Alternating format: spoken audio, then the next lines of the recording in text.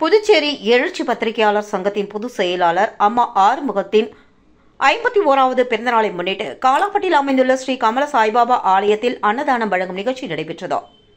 புதுச்சேரி காலாப்பட்டில் அமைந்துள்ள ஸ்ரீ கமல சாய்பாபா ஆலயத்தில் புதுச்சேரியின் எழுச்சி பத்திரிகையாளர் சங்கத்தின் பொதுச் செயலாளர் அம்மா ஆறுமுகம் அவர்களின் 51வது பிறந்தநாளை முன்னிட்டு அன்னதானம் வழங்கும் நிகழ்ச்சிக்கு ஏற்பாடுகள் செய்யப்பட்டிருந்தது.